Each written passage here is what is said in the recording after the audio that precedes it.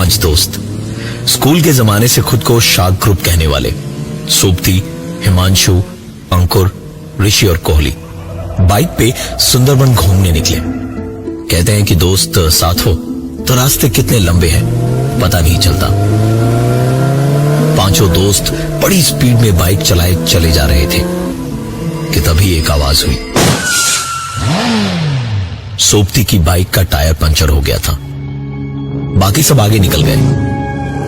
काफी आगे जाके ऋषि ने पीछे देखा, सोबती नहीं था तो सबको रोका। कुछ 15 मिनट तक इंतजार करते रहे लेकिन सोबती आया नहीं। सबने बाइक स्टार्ट की और वापस सोबती की तलाश में पीछे की ओर निकले। तकरीबन 8-9 किलोमीटर पीछे गए तो सोबती की बाइक सड़क के किनारे पड़ी हुई दिखी।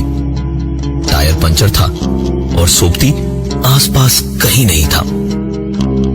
पतली सी उस सड़क के दोनों तरफ कुछ नहीं, सिर्फ जंगल सा था लेकिन बहुत घना नहीं था। बाइक के पास ही तकरीबन 20 कदम की दूरी पर एक मिट्टी का छोटा सा कमरे जैसा एक घर बना हुआ था। गिरी हुई बाइक और सोबती का कोई नामो निशान ना देख के अंकुर ने फोन मिलाया। सोबती का फोन बजा लेकिन अंकुर को अपने फोन पे होती रिंग के साथ साथ कहीं सोबती का फोन भी बजता हुआ सुनाई दे रहा था। सबने इधर उधर देखना शुरू किया तो आखिरकार हिमांशु को थोड़ा ध्यान लगाने पे सुनाई दिया कि फोन उसी मिट्टी के कमरे के अंदर बज रहा है। तंदराते हुए चारों दोस्त उसके अंदर घुसे तो देखा कमरे के अंदर सामने जमीन पे सोबती आराम से सो रहा था। उसे जगाया तो सोबती ने उठ के आंखें मलते हुए कहा, ओह, मैकेनिक अभी तक नहीं आया। सबकी सांस में सांस आई, जैसे पता नहीं कुछ सोच के घबरा गए थे सब। सोबती ने बताया कि बाइक खराब होने पे एक लड़का वहां से गुजरा जिसने यहां इंतजार करने को कहा कि वो मैकेनिक लेके थोड़ी देर में आ जाएगा। और पता नहीं मतलब मेरी आंख कब लग गई। सोबती के इतना कहते कहते दरवाजे से एक लड़का अंदर आया। पता चला कि ये वही लड़का था। उसने बाइक ठीक करनी शुरू की और घिरता हुआ अंधेरा देख के कहा,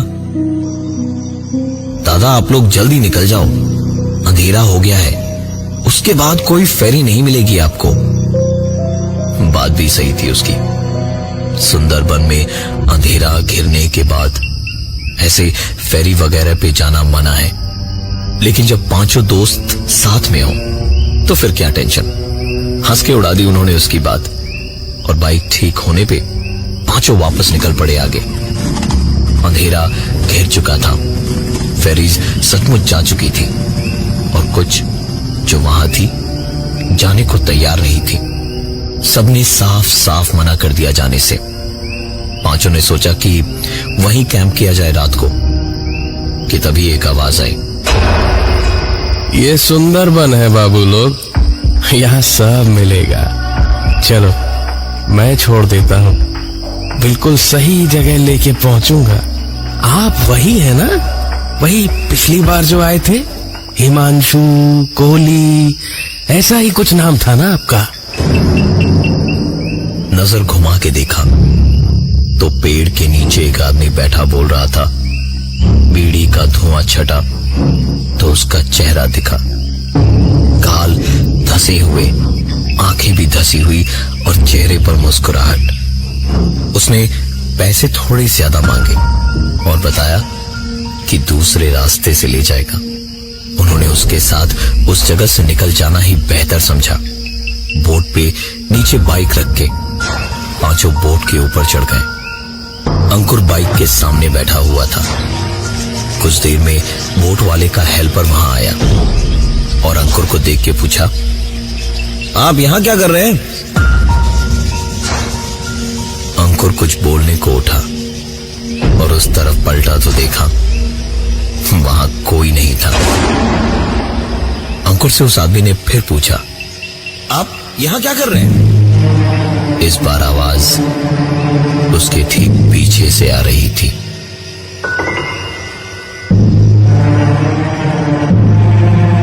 अंकुर भागा भागा वहां से निकला। बाहर ही ऋषि से टकराया जो बोट वाले के साथ खड़ा था। ऐसा घबराया देख के ऋषि ने उससे पूछा, क्या हुआ भाई, तू ठीक तो है? अंकुर ने पूरी बात बताई तो ऋषि ने अंकुर की पॉकेट में हाथ डाल के बोतल निकाली और कहा, तू 24 घंटे पिएगा तो ये सब तेरे ही साथ होगा ना? और इतना कह के वो उसे अपने साथ ले गया बगल वाले कमरे में, जहां बाकी तीनों दोस्त बैठ के मस्ती कर रहे थे। बैठ के सब बातें ही कर रहे थे जब किसी ने दरवाजा खटखटाया। कॉली ने उठ के दरवाजा खोला तो वहां बाहर कोई नहीं था। हो सकता है कोई दिक्कत हो जिसके लिए बोट वाले ने ही खटखटाया हो। ये सोच के सीढ़ियां चढ़ के ऊपर गया। ऊपर पहुंच के कॉली ने देखा कि बोट पे कोई नहीं था और तभी बोट के इंजन की आवाज की तरफ ध्यान गया। इंजन के साथ बोट भी बंद हो चुकी थी। कॉली तुरंत अपने दोस्तों के पास दौड़ा दौड़ा आया और कहा, पूरी बोट में हमारे अलावा और कोई नहीं है। कॉली का ये बोलना खत्म हुआ ही था कि तभी एक आवाज आई।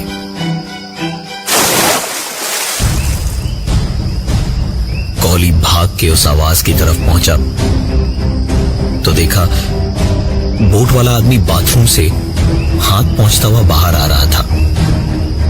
कॉली ने उससे पूछा, तुम्हारा पार्टनर कहां गया जो अभी नीचे ही था थोड़ी देर पहले? उस आदमी ने हंसते हुए कहा,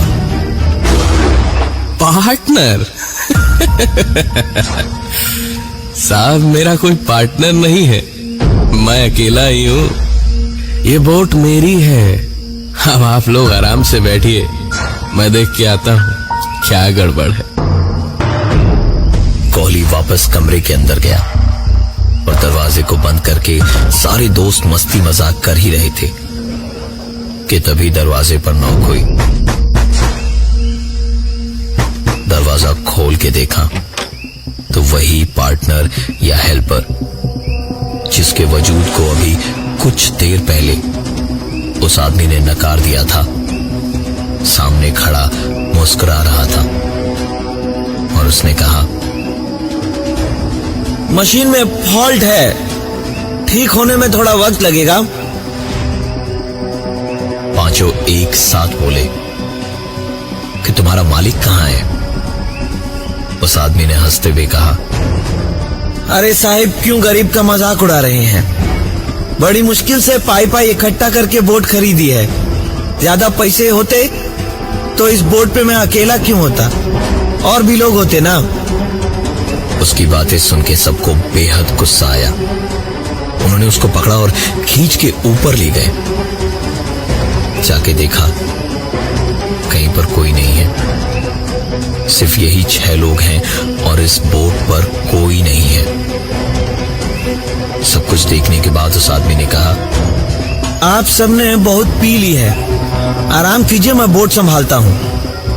वापस आने के बाद 3 दोस्त सोबती, हिमांशु और अंकुर एक कमरे के अंदर बैठे और 2 एक कमरे में जहां ऋषि और कोहली बैठे थे। वहां अचानक ही चलती हुई बोट में उनकी खिड़की पर एक आवाज हुई। ध्यान से सुना तो ऐसा लगा जैसे कोई पानी में हाथ पैर मारता हुआ खिड़की पे खटखटा रहा हो। ऋषि खिड़की को खोलने ही जा रहा था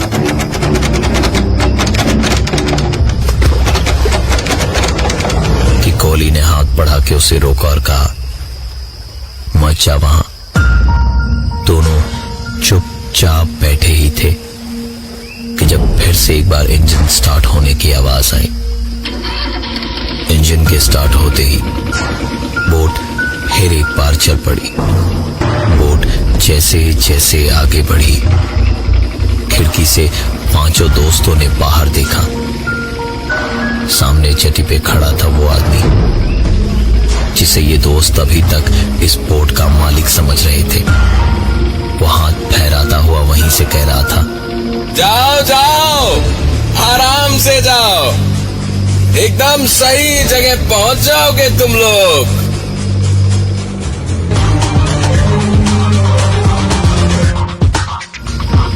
थोड़ा आगे जाने के बाद एक सेंचुरी के पास पुराना सा गेस्ट हाउस दिखा और वहीं पर बोट रुकी। बोट के उस हेल्पर ने कहा कि रात वहीं बिताएं और सुबह होते ही निकल जाएंगे वहां से। वो हेल्पर वहीं बोट पे ही रह के उनका इंतजार करेगा। पांचों की थकान और परेशानी में हालत बहुत ज्यादा खराब थी। उन्होंने 2 कमरे लिए, एक में सोपती, हिमांशु और अंकुर रुके और दूसरे में ऋषि और कोहली। रात का वक्त था। जंगल के सन्नाटे में रह रह के जानवरों की आवाजें बहुत तेज आ रही थी। किसी तरह सोपती, हिमांशु और अंकुर सोए। आंख लगे तकरीबन 1 या 2 ही घंटे हुए थे कि तभी अचानक सोपती उठ के दरवाजा खोलने गया। दरवाजा खोला तो सामने देखा वही आदमी खड़ा था जिसे उन लोगों ने बोट का मालिक समझा था और जो बीच नदी से ही गायब हो गया था। सोपती की उसे देखते ही हालत खराब हो गई थी। वो डर के मारे कांप रहा था और तब तक हिमांशु और अंकुर भी जाग चुके थे। उठ के उन्होंने भी दरवाजे पे उसी को देखा तो उस आदमी ने हंसते हुए कहा, कुछ खाएंगे साहब? सोपती ने उसे धक्का दिया और तीनों वहां से निकल के भागे।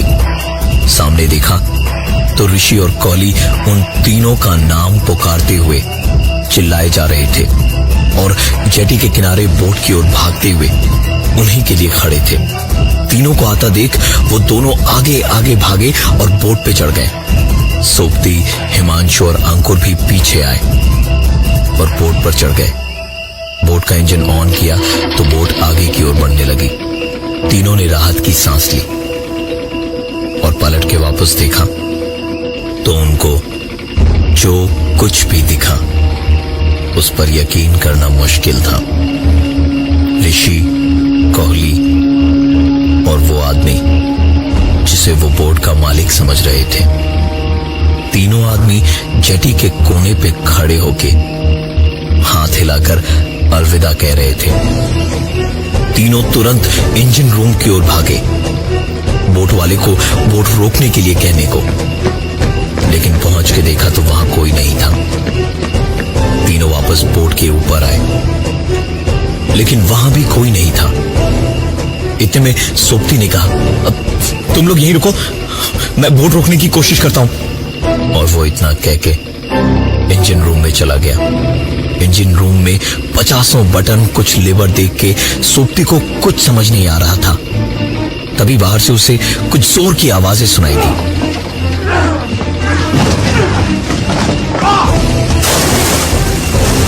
सोपती तुरंत इंजन रूम के बाहर भागा।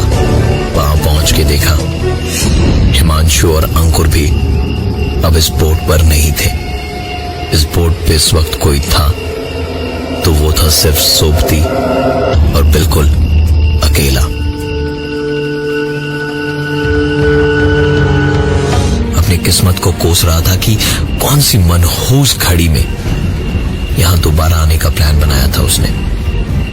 बोट की रफ्तार धीरे धीरे बढ़ती जा रही थी। उसने सोचा कि इंजन रूम में जाके एक बार और कोशिश करता हूं इस बोट को रोकने की। वो दौड़ के इंजन रूम में गया। तकरीबन 15-20 मिनट तक कोशिशें करता रहा, लेकिन कोई फायदा नहीं हुआ। बोट की रफ्तार बढ़ती ही गई। बोट अगले कुछ ही मिनटों में खाड़ी में पहुंच जाती। इसके पहले ही अगर कुछ हो सकता था तो वो बच सकता था। इंजन रूम में बैठा ही था कि सोपती ने एक आवाज सुनी। उम्मीद की ऐसी आवाज सुनकर सोबती उछलता हुआ बाहर आया, एक सर्च लाइट हाथ में लिए हुए, ताकि अपनी ओर ध्यान खींच सके। लेकिन बाहर आके देखा तो दूर दूर तक उसे कुछ भी दिखाई नहीं दे रहा था। उम्मीद की जिस किरण के लिए इतना खुश होकर वो बाहर आया था, उस पे जब सर्च लाइट की किरण पड़ी तो देखा एक टूटी फूटी सी बोट किनारे पे कीचड़ में धंसी पड़ी थी, और उसमें सायरन तो क्या, लकड़ियां भी पूरी नहीं थी। सोबती हताश आंखों और झुके कंधों से उस ओर ही देख रहा था जब इंजन रूम का दरवाजा उसके सामने जोर की आवाज के साथ अपने आप बंद हो गया।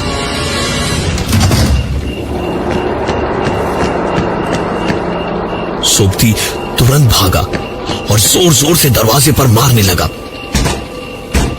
दरवाजे को पीटना बेकार था, क्योंकि दरवाजा अंदर से बंद था। इंजन रूम एक दरवाजे को छोड़कर चारों ओर कांच का बना हुआ था। कांच तोड़ के अंदर घुसना ही इकलौता रास्ता था। फेरी अब खाड़ी में पहुंचने ही वाली थी। सोबती कांच तोड़ने एक लकड़ी लेके जैसे ही कांच के पास पहुंचा तो उसके हाथ से डंडा छूट के गिर गया, क्योंकि एक लड़की बैठी थी उस इंजन रूम के अंदर, एक फटी सी लपेटी हुई साड़ी में।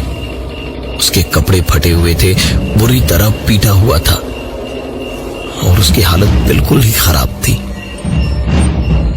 सोबती को अब समझ आया कि ये सब क्या हो रहा था। कुछ साल पहले जब पांचों दोस्त सुंदरबन पहली बार घूमने आए थे तो जंगल में घूमने निकले थे। वहां एक सुनसान सी जगह पे यही लड़की उन्हें दिखाई दी थी। यहां उन्हें कोई नहीं जानता था और दूर दूर तक आसपास कोई नहीं था। दूर दूर तक किसी को पता नहीं चलता कि क्या हुआ था वहां। इसलिए उन पांचों ने मिलकर उस लड़की और उस हालात का गलत फायदा उठाया था।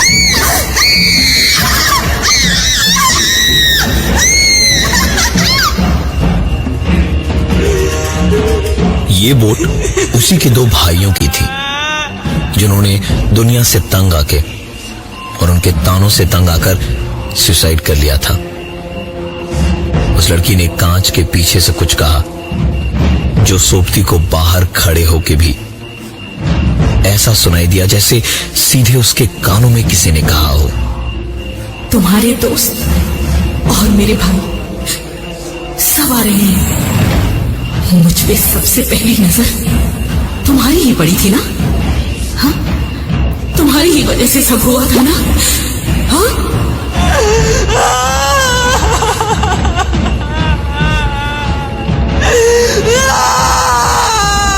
बोट अब खाड़ी में काफी आगे आ गई थी कि तभी अचानक बोट रुक गई और कुछ आवाजें आने लगी।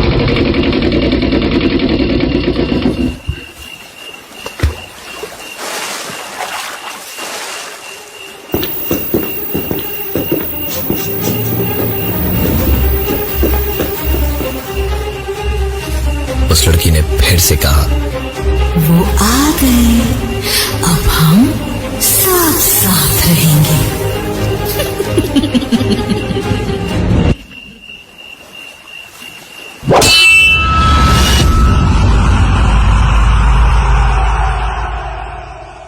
इंसान को उसके पापों की सजा इसी जन्म में मिलती है।